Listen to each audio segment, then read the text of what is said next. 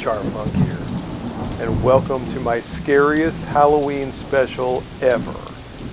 And some of you might be asking, why is this so much scarier than any of the Halloween specials you've done in the past, HR Funk? The answer to that is simple. It's because this is my first Halloween special to ever feature a Glock.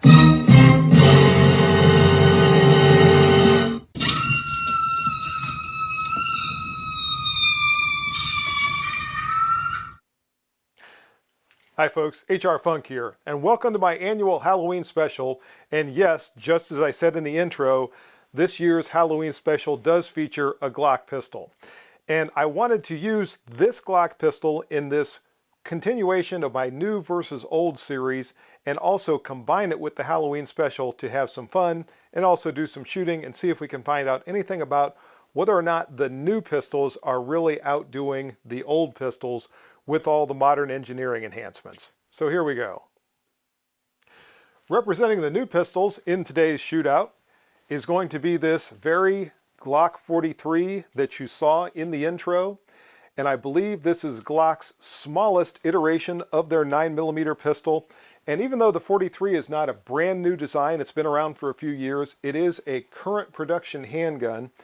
And I wanted to make sure that I used a current production handgun that was their smallest 9mm, because I'm going to be comparing the Model 43 to a personal favorite, that being my Smith & Wesson Chief Special Model CS9. The CS9 is the smallest factory iteration of the Smith & Wesson Model 39, with design roots going all the way back to the early 1950s, almost said the late 1950s.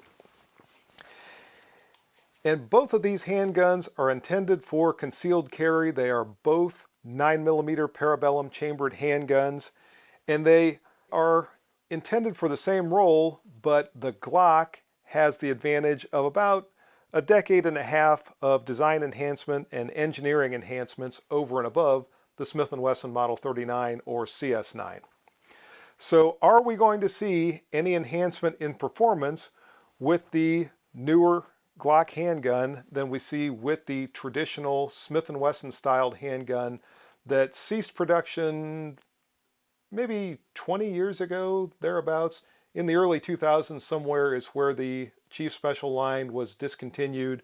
So let's see, when we compare these two to each other, how they stack up as concealed handguns in today's world. And here are our two contestants.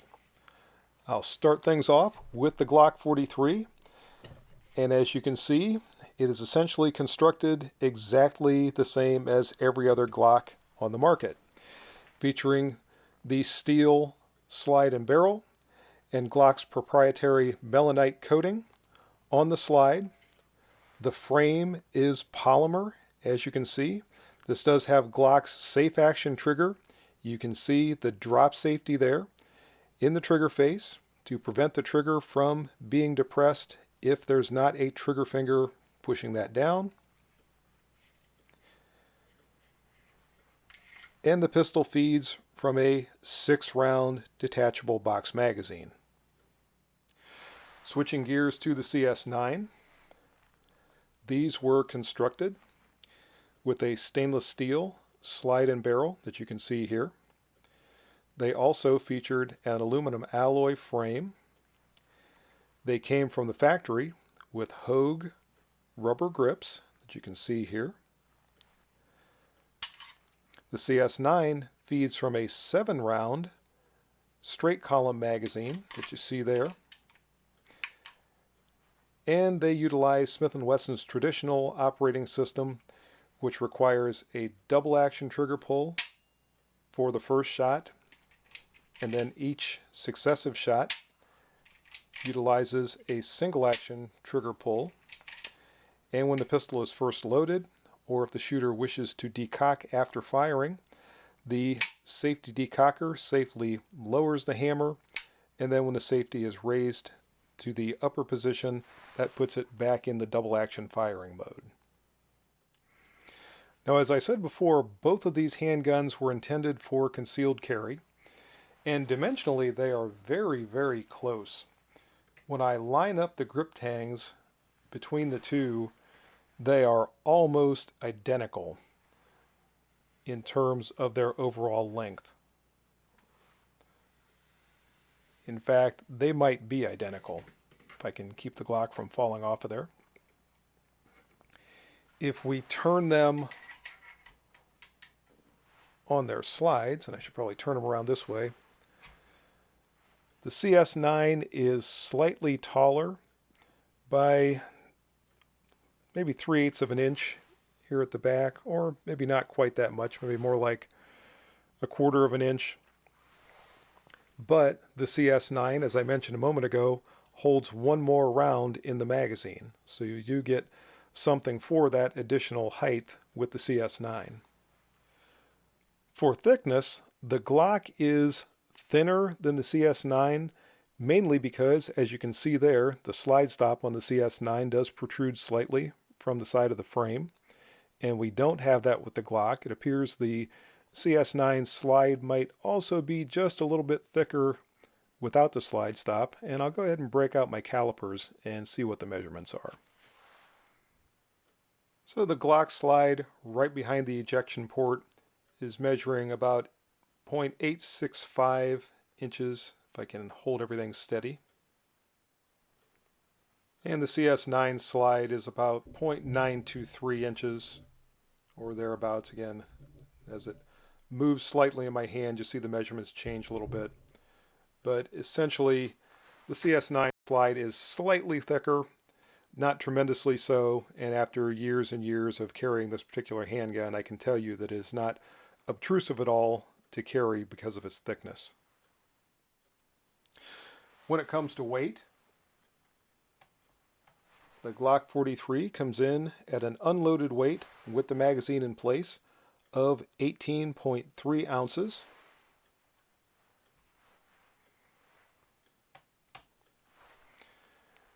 And the CS9 comes in at 22.6 ounces, so about 4.3 ounces heavier than the Glock unloaded. Now let's take a look at the fully loaded weights. And the Glock 43 fully loaded with 6 rounds in the magazine and 1 round in the chamber comes in at 21.4 ounces.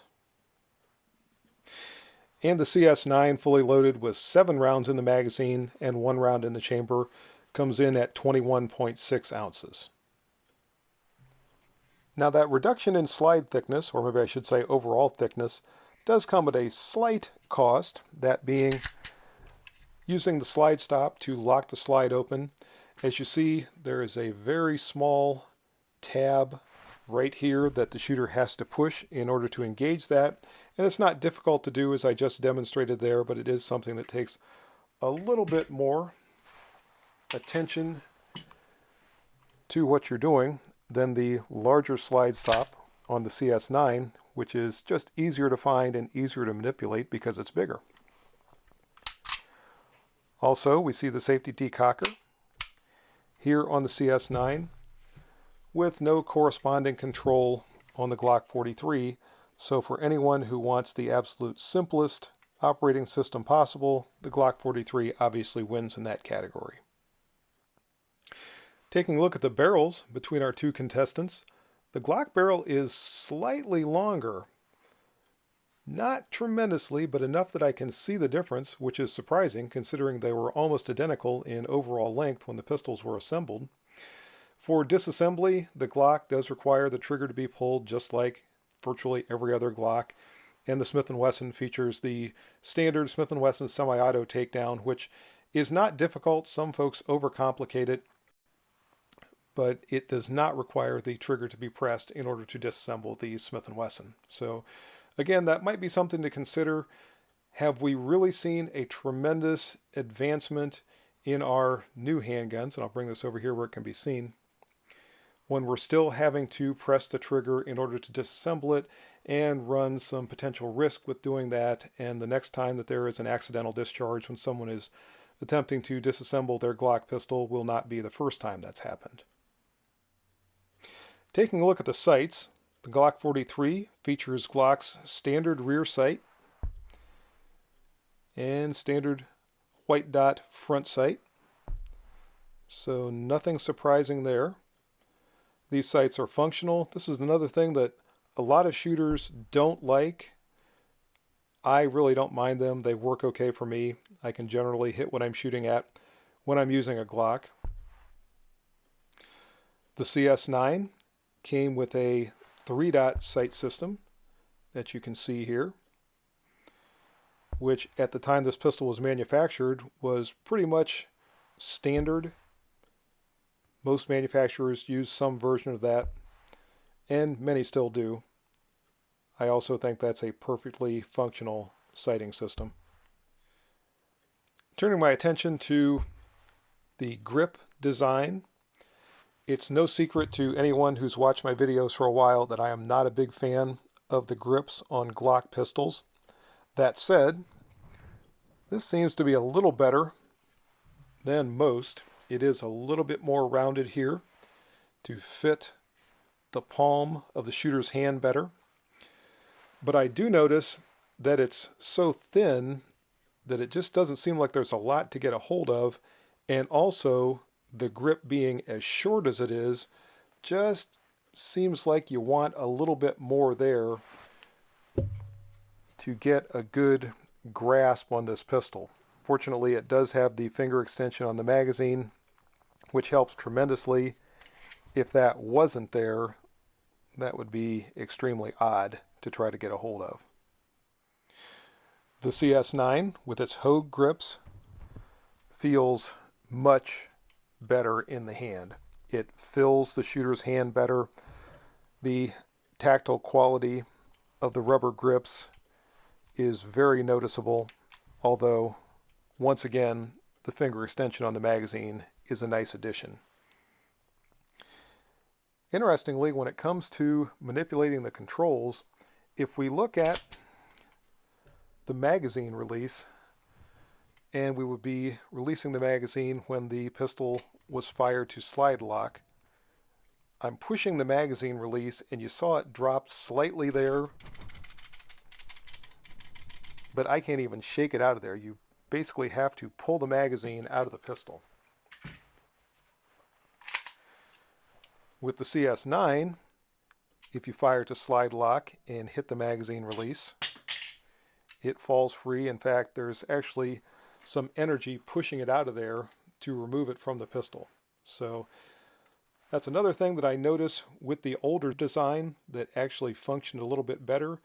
If the need to reload comes about, it's going to be a little quicker and easier to do with the CS9 than with the Glock 43.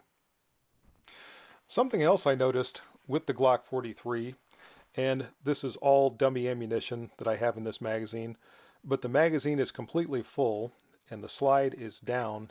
If you insert a fully loaded magazine, there's a lot of resistance from that top cartridge against the slide, preventing it from being pulled to the rear. Now, obviously, you can overcome it, as I did just there, but I did notice that, and it takes a little bit more effort to load that round into there than you usually experience with most handguns. Now, obviously, if you are performing that function when the slide is locked to the rear,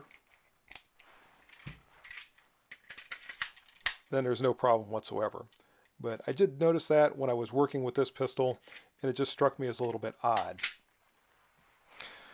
By comparison, when we load a fully loaded magazine, and again this is a 7-round magazine, into the CS9 with the slide closed, there's virtually no resistance whatsoever to cycling the slide to chamber around.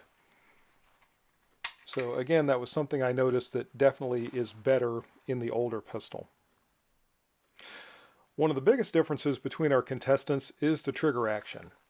And the Glock 43 uses Glock's safe action, which allows the shooter to have the same trigger pull each and every time the pistol is fired. The safety in the face of the trigger that I mentioned before has to be depressed. We get some trigger movement, and then the trigger breaks. And I'm trying to do this left-handed, just so you can see that. And this trigger is a little bit better than some Glocks that I've fired over the years. There's not quite as much creep in the trigger. A little bit, but it breaks pretty cleanly. With the CS9, this has the traditional double action system that I mentioned earlier in the video. So we have that long, heavy double action pull for the first shot, but it's very smooth. After that, we have a short, and I'll try to do this left-handed, short, light trigger pull, virtually no creep whatsoever, and a nice let off. These were good triggers on the traditional Smith & Wesson pistols, and this one is no exception. Now, another consideration with regard to the triggers on these two handguns that probably does not get as much attention as it should is the fact that with the shorter, lighter trigger pull of the Glock, and as I said, it's the exact same every time, there is not the need for that long, heavy, deliberate pull on the double action trigger of the Smith & Wesson CS9. And that first double action shot really adds a measure of safety to these handguns. If the shooter is startled or otherwise quickly starts to apply pressure to the trigger but does not intend to shoot or changes their mind before they decide to shoot, it's going to be less likely that they're going to accidentally squeeze off a shot with that long, heavy double action trigger than would potentially be the case with that shorter, lighter trigger on the Glock. And also, as I mentioned earlier, the Glock has no manually operated external safety, whereas the CS9 does have the safety decocker, and when it's rotated to the safety position, it disengages the trigger. And although I don't carry this pistol in this configuration, some people do prefer that. It makes them feel more comfortable, and obviously they would have to shift the safety to the upward position in order to fire the pistol. When it comes to functional reliability, I can personally vouch for this pistol. I've put many, many rounds of ammunition through the CS9, and it's been extremely reliable. This pistol is on loan to me from Hop Munitions, and I've not put a lot of ammunition through it, but so far it has been completely reliable, and Glocks are pretty much known for their reliability. So I think the reliability between these two is going to be a draw. I don't think there's really an advantage one way or the other. So when it comes to design features and the ability of these two handguns to fulfill their role as concealed carry firearms, I don't really see a tremendous advantage in the newer handgun than we had with the older handgun. They are both lightweight, they are both very compact, they're both very reliable. They are configured differently. I mentioned some of the idiosyncrasies with the controls for the Glock and the differences with the magazines and loading and all that type of thing. But whether or not you see those as deficiencies or advancements or whatever, I just am not really seeing a decade and a half or two decades worth of advancement in the design and execution of the Glock 43 as opposed to what we were seeing with the Smith & Wesson CS9. That said, the proof will be in the shooting, and when we get out to the range, we'll take a look and see how these two performed head-to-head there. So that's going to do it for the up-close comparison between our two contestants. Now let's talk about how they performed against each other when I got to the range. When I first got there, I wanted to take a look at the accuracy of the two handguns and see how they compared against each other from a little bit of an extended distance. So I set up at a distance of 30 feet, which for handguns with 3-inch barrels and relatively short sight radii is a bit of a stretch. But again, I wanted to stretch them and see just how they were going to do. And so I got everything set up and positioned myself out at the bench, and here's how it went.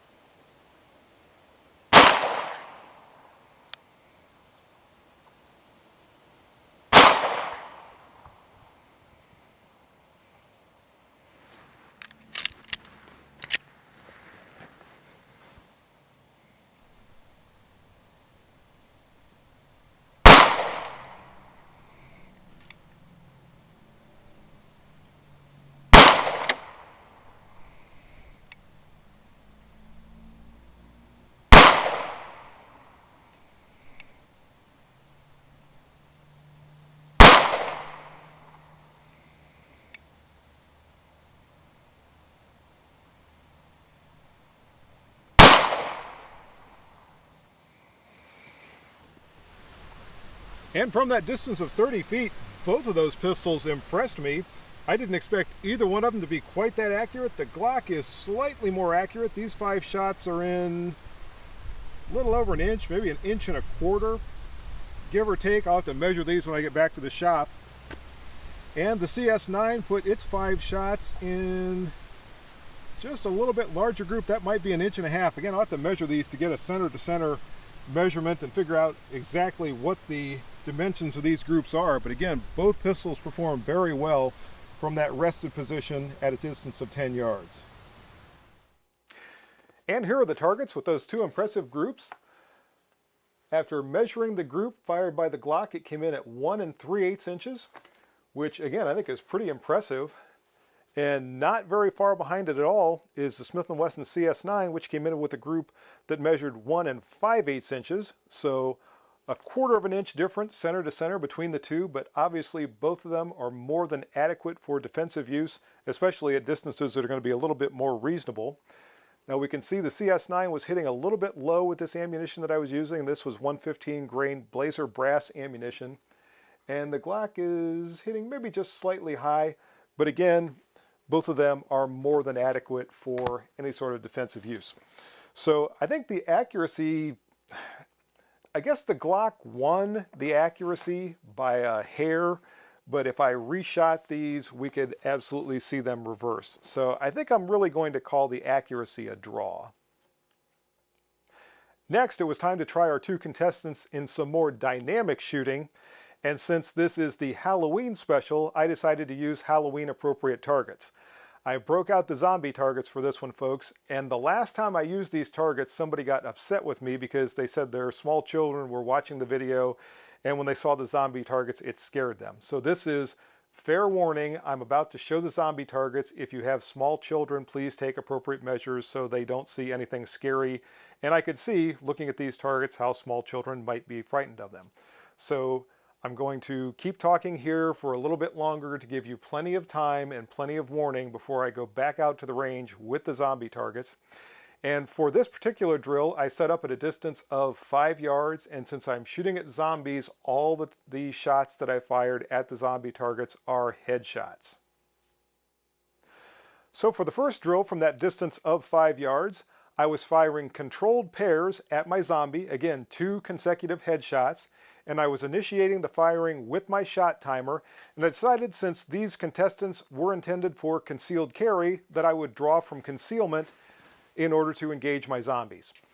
So with the shot timer in place, I set everything up, and I started off firing 3 controlled pairs with the Glock 43, then I switched over and fired 3 controlled pairs with the Smith & Wesson CS9, and I kept track of the time that was necessary to fire those controlled pairs with each handgun. And here's how it went.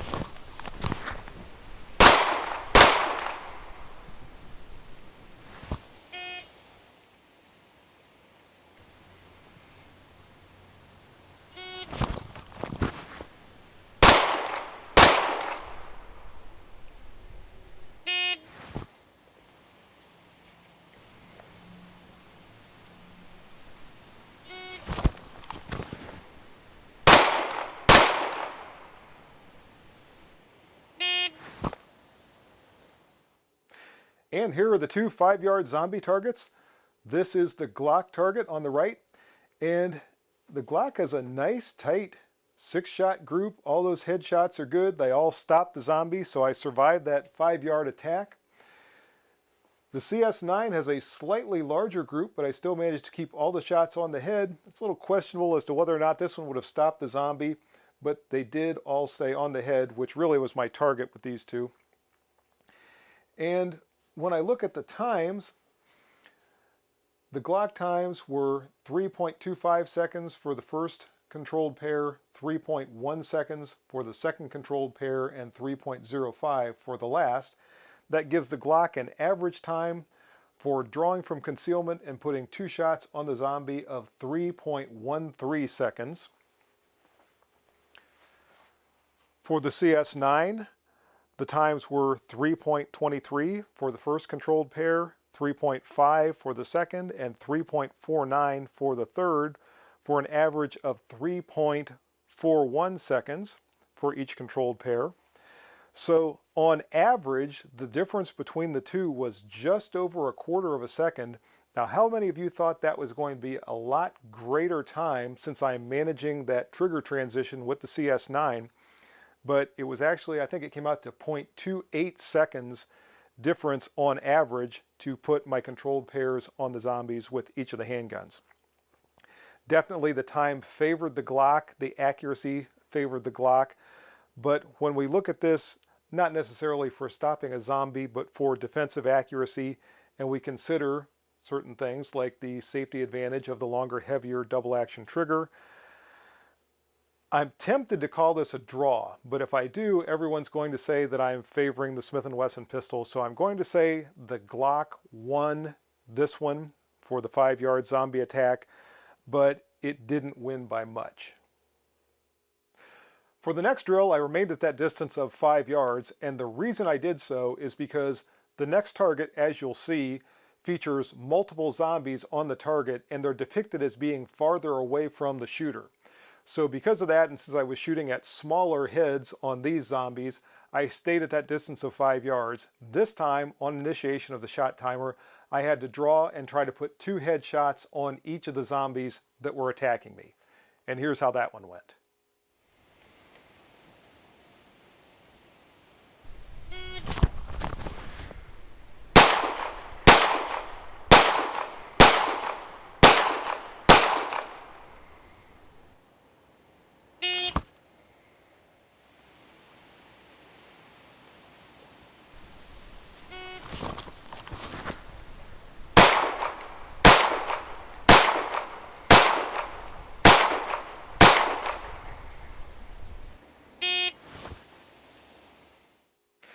And once again, here is our zombie target.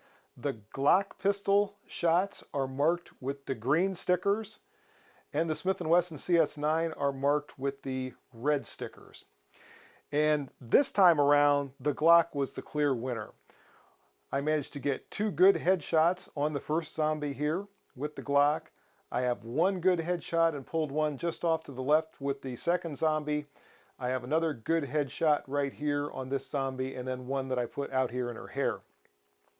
So on all the zombies, I got at least 1 good headshot, and on the first one, I got 2 good headshots with the Glock in a time of 7.22 seconds. With the CS9, I had a rough run this time around. I managed to put 1 shot on either side of this zombie's head. I did manage to get a good headshot here on the zombie in the rear, and again, I pulled that one off to almost the exact same place as I pulled the shot with the Glock 43. And I pulled both shots low and into the hair of this zombie over here. So not a good run at all with the CS9. The time, if I didn't say before, was 7.93, so 0.71 seconds longer, and the accuracy just was not as good with the CS9 that time around. So next, I was back to a distance of 7 yards, and 2 more zombies decided to attack me there. I defended myself the first time around with the Glock 43, the second time with the Smith & Wesson CS9, and here's how it went.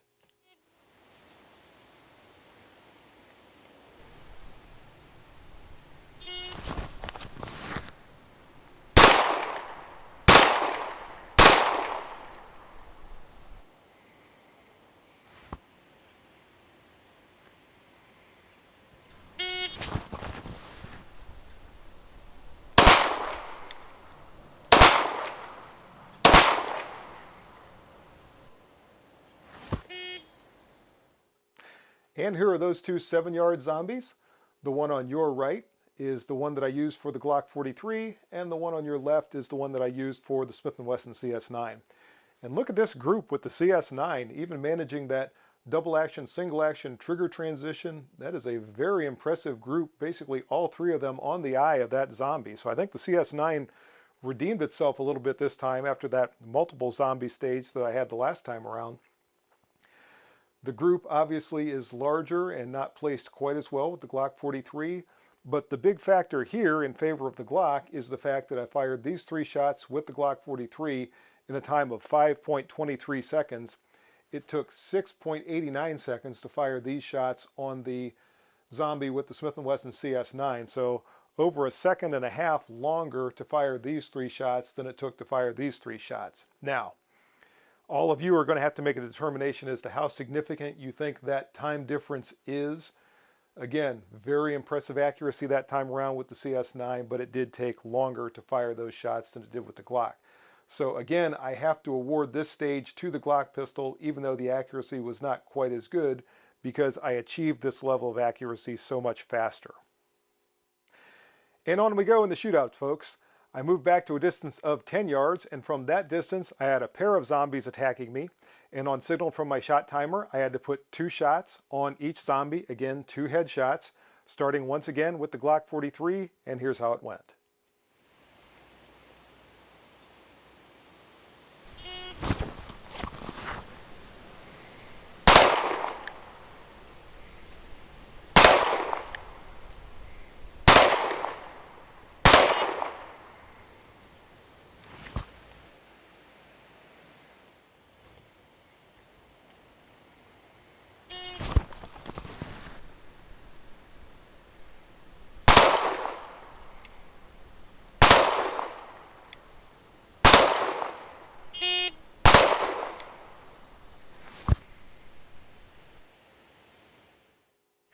And here are those 2 10-yard zombies. Once again, I have the shots with the Glock pistol marked with the green stickers and the shots with the Smith & Wesson pistol marked with the red stickers. And we can see as this distance has now increased to 10 yards that the ability to precisely place these headshots with these short barrel pistols is becoming more and more difficult, and the time to do so is also getting greater and greater. I did manage to get a headshot with each of the shots that I fired on the closer zombie here. Those are all good headshots. And I managed to miss all 4 of the shots that I fired at the far zombie on these back here. So again, this is really pushing the limits of these handguns in this type of a shooting scenario. The Glock managed to fire out all 4 shots, albeit 2 of which were complete misses, in a time of 10.52 seconds, which was about 3/4 of a second faster than the Smith & Wesson CS9, which fired its shots in 11.27 seconds. And this, again, is almost more of a demonstration of what the limits of these pistols are than, or maybe I should say the limits of these pistols with me shooting them, than it is any kind of a real comparison of the pistols themselves. Even so, I would say based on this, I'm going to call this stage a draw between these 2. The Glock pistol did have a faster time, but the accuracy was no better whatsoever. And with all misses on this zombie back here, I'm just going to call this stage a draw. For the last stage in this shootout, I wanted to move up to the fast and furious distance of 3 yards to simulate a situation where I took a wrong turn in an old building and essentially ran into a couple of zombies. In this stage, I have to draw and fire 3 shots, 3 headshots on each zombie as fast as possible. I started once again with the Glock 43 and then switched over to the CS9, and here's how it all went.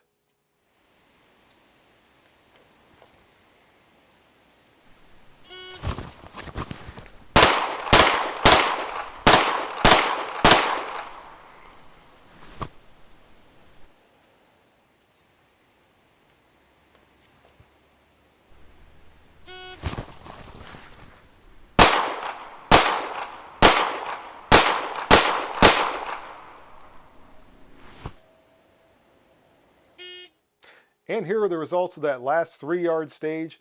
This time around, the shots from the Glock are marked with the yellow stickers, and the shots from the Smith & Wesson CS9 are marked with the blue stickers. And this is almost like a tale of 2 zombies. On this zombie, there was no problem keeping those shots there. The 3 shots from the Glock are all pretty good.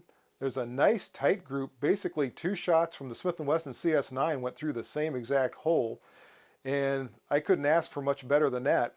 Switching over to the second zombie, I've got 1 good headshot with the Glock, and then I've got 2 off in the hair over here. With the CS9, I've got 1 good headshot here, and I've got 1 in the hair, and then 1 that I pulled down here into the shoulder. So looking at just the results of this, again, it's almost like the tale of 2 zombies. This one is good. Now I did manage to stop this one. I have 1 good headshot with each of the pistols, and I have 2 not very good headshot with each of the pistols. When we look at time for the Glock, I fired out those 6 shots in 5.05 seconds.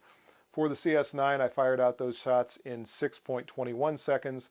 So again, we've got about 1.25 seconds or just slightly less than that in favor of the Glock when it comes to time.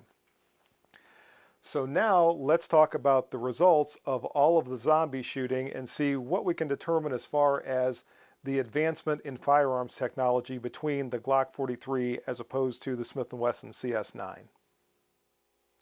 So there's a couple of thoughts that I want to add here at the end of the video pertaining to the experience I had with these 2 handguns on the range. The first has to do with the slide serrations on the Glock 43.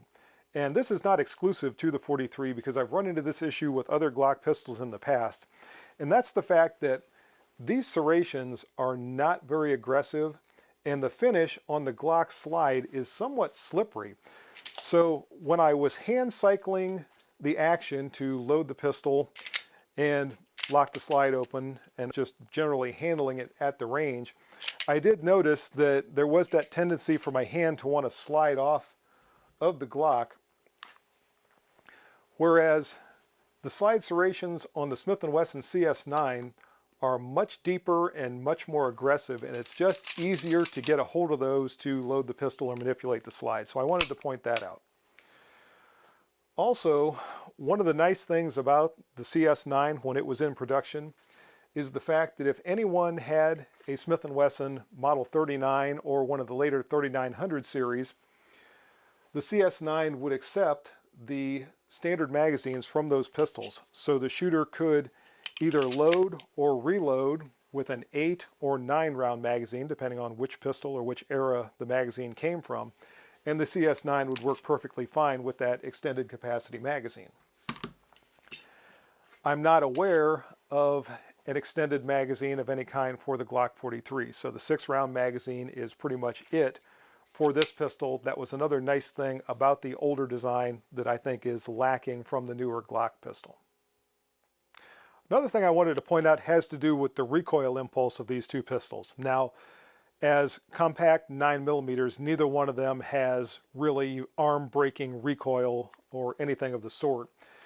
But so often we hear about the Glock pistols having the lower bore axis and how that brings the recoil impulse straight back into your hand and makes it feel like it's not recoiling as much. And we can see, if we look at these 2 pistols, that the bore axis of the CS9 is definitely higher than the bore axis of the Glock. And I've got to say, when it came to firing these pistols, I didn't notice any difference in the recoil impulse whatsoever. So a lot of people are very concerned about the height of the bore over the grip of their handgun. And over the years, whenever I've bothered to even think about that, I've just never noticed that much difference. So for anyone that's worried about that, or anyone that puts a lot of emphasis on that with the newer handguns, I just don't see that much difference when it comes to dealing with the recoil impulse. So at the end of the day, the Glock pistol won our shootout. It was generally faster and delivered a little bit better accuracy in the drills than the Smith & Wesson CS9. But are we really seeing 15 years or so advancement in performance with the Glock 43 over and above the CS9? When we weigh everything as a whole and we think about things like the added safety that we get with the CS9, we think about the differences in magazines and one thing and another, I don't think so. I don't think we're seeing a decade and a half worth of advanced performance with the newer Glock pistol than we saw with the older CS9. So that's going to do it for this old versus new shootout in my Halloween special. If you have any questions or comments, as always, make sure you forward those to me. Remember, if you purchase anything from Optics Planet, be sure to use my discount code, which is... And if you use that discount code, it's good for 5% off anything you purchase from Optics Planet. Also remember the new discount code from Hot Munitions. If you go to Hot Munitions, you can use my discount code there, which is HRFUNK10, and that'll save you 10% off your purchase from Hot Munitions. So folks, one last time, I'm going to give you a close-up of the scariest firearm that's ever been in my Halloween special.